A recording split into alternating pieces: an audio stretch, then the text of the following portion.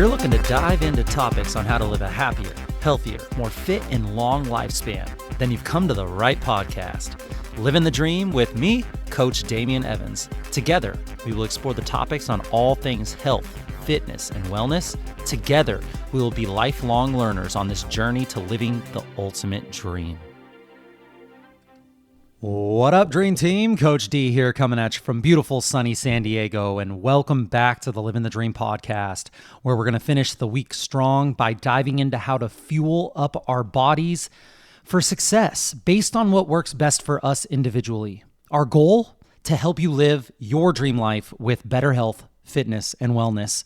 And today we're jumping into one of the hottest debated topics in nutrition. Is meat really bad for you? Meat. There's a lot of noise out there. Some of it is emotional, some of it is scientific, but whether you're a devoted carnivore or you're just considering reducing a little bit of your meat intake throughout your day, I want to leave you with today's episode with the facts, with some surprising perspectives, and with some actionable insights that you can use to fuel your fitness and wellness journey. I'm not here to tell you what to believe. I'm here to lay it all out, and I would like you to make the best choice for you. As always, rule number one, do what works best for you. And yeah, I'll be addressing the counter arguments of each side, because this isn't just about my opinion, which if you listen to this podcast, you know that I do enjoy meat. I do think that meat is a superfood, but it is about the science. It's also, there's nuanced parts of this. It's about ethics, and it's about overall health outcomes. So let's dive in. Let's bring the case for meat. The case for meat. Let's start with why animal-based protein is often considered the gold standard, especially when it comes to building muscle, the tissue of longevity, to building strength, and to building your overall fitness. Animal-based protein. This is a complete protein, meaning that it contains all 9 of the essential amino acids that you need to get from your food. All 9 essential amino acids are going to help your body to repair, to grow, and to recover muscles. You don't get all 9 essential amino acids from most plant proteins. For example, if you want to get all 9 essential amino acids, a complete protein from plants, you often need to combine different foods. It's not impossible. It just takes a little bit more planning. This is why things like rice and beans have forever been put together. When you get rice and beans, this will cover all of the essential amino acids. But even then, plant-based proteins have been found to be less bioavailable, meaning your body can't absorb them as efficiently as your body can absorb animal-based protein. This matters. This matters when you're chasing performance goals, whether you're lifting weights to get stronger, to get more muscle, or you're running marathons, or you're simply trying to stay as strong as you can as you age and counteract the aging process. Your muscles need those building blocks to grow and to recover. So if your goal is to build muscle and strength, just like we say on tons of episodes here, focus on high quality animal-based proteins, things like grass-fed beef, pasture-raised chicken, and wild-caught fish. These sources are going to provide your body with the essential amino acids that it needs in their most usable form. Let's talk about plant-based versus animal-based in the health debate when it comes to being healthy. One of the strongest arguments for the anti-meat side is the claim that eating red meat, especially processed meats, increase your risk of heart disease, increase your risk of cancer, and other chronic illnesses. This argument is often backed by large-scale observational studies. These studies that link higher meat consumption to poorer health outcomes. However, we do need to be careful about how we interpret these studies. Many of these observational studies, they don't separate out processed meats, things like hot dogs, bacon, sausages, from whole meats like steak or chicken breast. They often fail to account for any confounding lifestyle factors such as smoking, lack of exercise, or diets that are rich in processed carbohydrates. These things that could go together, causing someone to be less healthy, but have not been accounted for in these observational studies. There's a book out by Robb and Diana Rogers. It's called The Sacred Cow.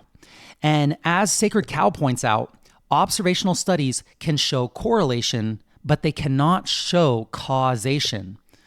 On the flip side, populations that include moderate amounts of animal products in whole food-based diets, things like the Mediterranean diet or the Inuit diet, these tend to have lower rates of chronic disease. These populations focus on eating whole, unprocessed meats in balance with plant foods, And that's going to be a common theme throughout this episode. So the anti-meat argument, red meat causes heart disease and cancer, and processed meats are especially harmful. Yes, processed meats have been linked to negative health outcomes, but equating all meat with processed food isn't accurate. The issue comes from the way that the meat is processed and consumed alongside unhealthy lifestyle habits, not necessarily from the meat itself. So think about where the meat came from, how it was processed, what it went through to get on your plate. All of those variables matter far more. And thinking about what source of protein it came from, as far as is this a cow that was raised in the mountains of Greece on grass and just loved on and cared for every single day? Or did it come from one of those big factory farms in the USA where they're all crammed and stepping on top of each other and going to the bathroom right where they are their entire life? These things matter. Instead of cutting out meat altogether, maybe focus on eating whole, unprocessed meats like grass-fed beef, pasture-raised chicken, wild-caught fish, and skip the highly processed meats. Skip the spam, as much as we ate spam when I was younger. Oh man, spam. I used to love that. Skip that stuff. Skip the bologna. Skip the really processed Lunchables, and aim to incorporate nutrient-dense, ethically sourced options into your diet. Most people, when I tell them this, they say, yes, but it's so expensive. And up front, the cost might be expensive, just the dollar amount when you put two things side by side, but you really have to take into account the long-term cost, how you feel, your health, your medical bills and healthcare costs later on in your life, your quality of life. What all is that worth? There are some things in your life that you can cut down when it comes to your budget in order to be able to have this. I guess you could consider it a luxury, but it's more of an investment into your health.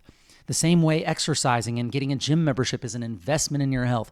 We got to kind of shift the way that we look at these things, because these are really, really important.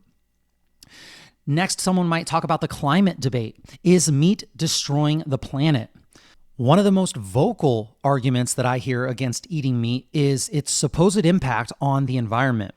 People often argue that livestock, particularly cows, cattle, contribute heavy to climate change through methane emissions. And that land use for grazing could be better utilized for things like crops. The reality is way more nuanced than that. Industrial farming practices are indeed damaging. They are not good for our health. They're not good for the environment. They're not good for the animal welfare. But not all meat production is the same. As outlined very detailed in the book Sacred Cow, regenerative agriculture provides a more sustainable way to raise livestock. In these systems, cattle are actually rotated on pastures. They spend some time on one pasture and then they get opened up and put into another pasture. This helps sequester carbon in the soil. It improves the biodiversity of the land, and it promotes healthier ecosystems. Essentially, regenerative farming can restore soil health and reverse some of the damage done by our conventional farming practices. No, regenerative farming is not going to be able to sustain a whole world of the whole entire population of our world, but these practices can be put into place for those that are able to afford them, are able to invest in them, and then we can use some of the other practices that we've created, I guess, in order for us to be able to feed people who would normally starve. The anti-meat argument here is livestock farming is one of the largest contributors to greenhouse gas emissions, and eliminating meat will solve that climate change. But the counter-argument to that is while industrial farming does contribute to some emissions, eliminating meat entirely would only reduce the global greenhouse gas emissions by about 2.6%. 2.6%. More importantly, regenerative farming practices show that properly managed livestock can actually benefit the environment, sequestering carbon and promoting healthier ecosystems, becoming a positive for our climate. So if you're concerned about the environmental impact of meat, support regenerative farms. Look for the words grass-fed, pasture-raised, or regeneratively farmed labels, and choose sustainably raised meats that help restore the land rather than deplete it. Let's go to the big question, the ethical question. Is meat inhumane? Factory farming is the main focus of ethical concerns, and rightly so. If you've seen some of those videos, they are nasty. Just wouldn't wish that on any living being. The cramped, inhumane conditions that animals face in these systems are just absolutely unacceptable. However, this is not the only way that animals can be raised for food. In Sacred Cow, the book offers a more holistic view. Animals raised on regenerative farms live more natural lives, grazing on pasture and contributing to healthy ecosystems. While life does not require death, whether you're eating plants or animals, there are ethical ways to consume meat that honor the circle of life. I remember when I was younger, we did 4-H, and my brother and I, we would show animals, and our main animal was the pig. And we would literally get these little baby piglets when they were just a few weeks old, and we would take them home and we would raise them. I remember even sleeping in the pig pen with them at one point. I cuddled my pig Shadow. He was all black. He was my favorite pig that we had raised. And then I would show him at the Benton County Fair. After that, we would auction them off, and we would take our pigs onto the slaughter truck. And I remember just the circle of life and learning all about that, and just being very appreciative of being a part of that circle of life. Was I really sad when I had to do that and let go of my friend? Yes.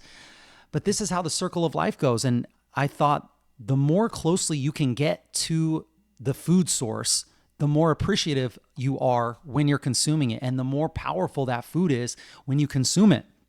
Anti-meat argument is killing animals for food is inhumane, and plant-based diets cause less harm. But life requires life. Whether you're eating plants or animals, large-scale crop farming also leads to animal deaths and habitat destruction. Choosing ethically raised, pasture-raised meat supports humane farming practices that honor the animals and the land. And usually they pass away, that the animals get killed in a way that is more humane than if they were out in the wild. Have you seen some of this nature is wild, nature is metal stuff? Like, it's crazy. And right now there's some scientific studies being done that show that plants actually do have the ability to have, I think they have like 20 something senses, and they're finding out that they may be able to sense things like pain, which is insane to me. I don't know much about it, but I've been hearing a little bit of whispers about stuff like whether you're eating plants or animals, there is harm being done. And it's how can you do this in the most humane way possible? So if you would like to do that, if your whole argument against meat is how unethical it is, support ethical meat consumption by choosing the pasture-raised or the organic meats from farms that prioritize animal welfare. Maybe do a little bit of research into how they're raised. Maybe go visit a farm near you and talk to your local butcher and see if you can get more food close to you. You can consume meat in a way that supports both humane treatment and a sustainable ecosystem. Let's talk about, we kind of talk about a little bit about this in the beginning, but the plant-based protein versus the animal-based protein. Is it a fair comparison? We've covered a lot here, but we're going to wrap it up with this by comparing plant-based protein and animal-based proteins from 3 different angles: the health of yourself, the climate, the health of our climate, and then the ethics behind it. So plant-based proteins for health can be a part of a healthy diet, but they don't provide the same complete amino acid profile or bioavailability as animal proteins. For things like building muscle, recovering from workouts, or staying strong long-term, animal proteins still reign supreme. If you're someone that's going to go on the plant-based side, which I totally support, I have tons of clients that are vegan, vegetarian. It just takes a little bit more awareness and a little bit more tracking and a little bit more planning. You're going to make sure that you get the right protein amount, because most vegetarians or vegans that I train most people actually are drastically under eating their protein amount. Making sure that if you're not getting the protein amount, that you are supplementing with things like plant-based protein shakes or even things like essential amino acids. This would be a time where I would definitely support essential amino acids, where if you were getting your total protein amount throughout the day, they probably won't help that much. But if you are drastically under eating protein and or calories, the essential amino acids, the protein powders, that kind of thing can definitely help.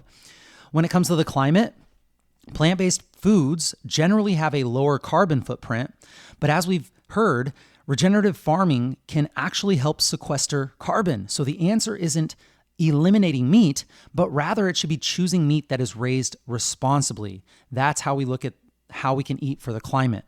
And then ethics.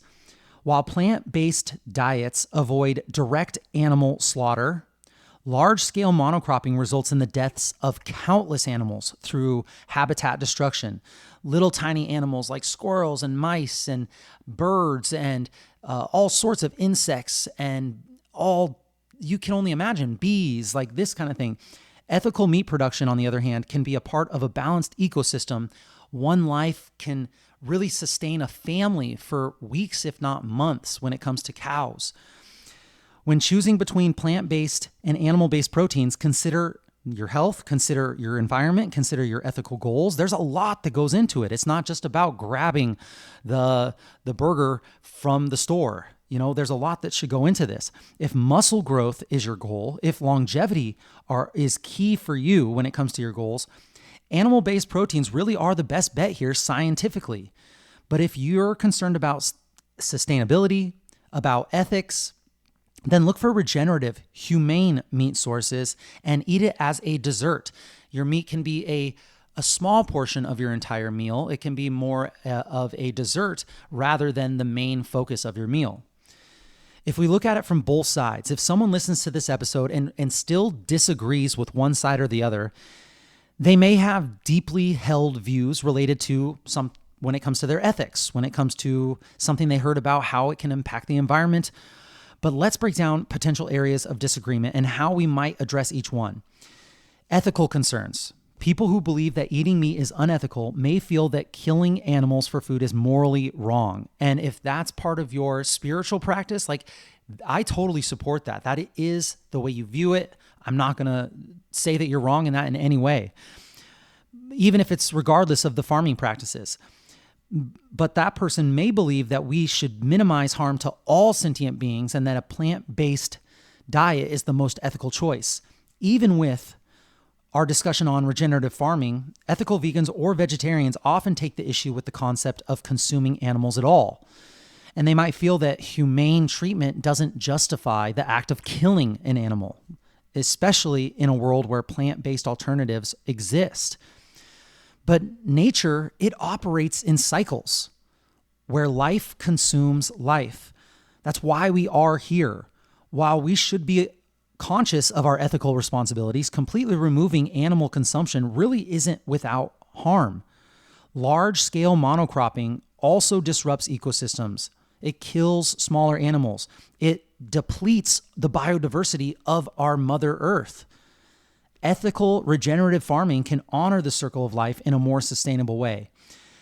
Ethics around food consumption are deeply personal, and the goal isn't to convince anyone that their values are wrong, but to present them with alternate ways of ethically sourcing meat in alignment with our natural cycles and sustainable practices is really, really valuable. Yes, we can argue the ethics of consuming meat, but it's crucial to recognize that a plant-based lifestyle also causes environmental damage and death to animals, just in a different way. So support that regenerative agriculture. it can help foster our ecosystem where animals and plants coexist in a healthier balance. Some people may be swayed by arguments that red meat and processed meats lead to health issues such as cancer, heart disease, higher cholesterol, things of that nature. These individuals, they might prefer a plant-based or vegan diet for longevity and reduced risk of all those chronic illnesses that they think they might get from eating meat. Much of the research linking red meat, though, to chronic diseases is based on observational studies. It shows correlation, not causation. These studies often fail to distinguish between the processed meats and the whole unprocessed meats. When people eat a balanced, whole food-based diet, including quality, ethically sourced meat, they tend to have better overall health outcomes than those consuming highly processed foods, regardless of whether it's a meat-based diet or a plant-based diet. For those worried about cholesterol or heart disease, recent research has shown that not all cholesterol is harmful, and the overall quality of the diet, along with exercise, plays a far bigger role in heart health than previously thought. I have some really good content from experts on this topic. If you'd like me to send you some, they're starting to think that maybe that general number that they give you when it comes to your cholesterol reading from your blood work might not be as detailed as it needs to be. If you're concerned about health, focus on whole, nutrient-dense foods. Red meat, when unprocessed and consumed in moderation as part of a balanced diet, it doesn't carry the same risks associated with processed meats.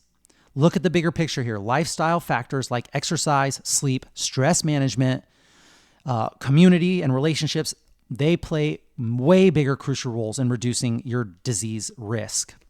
And those against meat consumption for environmental reasons may be motivated by arguments that livestock farming, especially cattle and beef, contributes to climate change through methane emissions, through water usage, and through land degradation. They might believe that the most effective way to reduce their carbon footprint is just to avoid animal products altogether. And many environmentalists, they believe that regenerative farming can't really fully offset the methane emissions and the land use required for raising cattle. They might also argue that plant-based diets require fewer resources overall. And while acknowledging the environmental footprint of industrial meat production, yes, it does do those things, the potential of regenerative farming practices to sequester carbon, to enrich the soil health, and to even reverse land degradation, studies supporting regenerative agriculture, like those highlighted in the book, The Sacred Cow, show that when done properly, livestock farming can have a net positive effect on the environment, a net positive. In addition, you can point out that eliminating meat altogether might reduce global emissions by a very small percentage, but could lead to unintended consequences, such as more monoculture farming and nutrient deficiencies throughout our entire population, which is already happening. The way that we are growing our plants is lacking in essential nutrients like magnesium. So the things that once had all of these beautiful, like, nutrients and vitamins and all this stuff, the way that we're growing it and the way that our soil has been depleted, now these foods that once had these vitamins and minerals, they no longer have the amount that they used to, and that is causing tons of nutrient deficiencies in our population. The goal isn't to say that meat has no environmental impact, because it does, but rather it's to push for more sustainable regenerative methods and more humane methods of raising animals, which can align with broader goals of reducing carbon footprints. So if you're passionate about the environment, supporting regenerative agriculture should be one of the best ways to mitigate climate change. These methods can restore ecosystems, they can capture carbon in the soil, and they can provide nutrient-dense foods that nourish both the people eating it and the planet. And lastly, the moral high ground, or perceived trend. Some people may disagree with eating meat simply because veganism or plant-based diets have become popular. Sadly, they may have watched a Netflix documentary, or they may have seen it among some celebrities or influencers who promote these diets as the gold standard for health and ethics. They might see plant-based diets as morally superior, or believe that it's a growing trend in the wellness influencer space who promote veganism as the cleanest way to eat. Social pressure can play a very large role in people's dietary choices. I had friends that came to me after Netflix documentaries like What the Health or Game Changers, and they were like, oh my gosh, I didn't know any of this.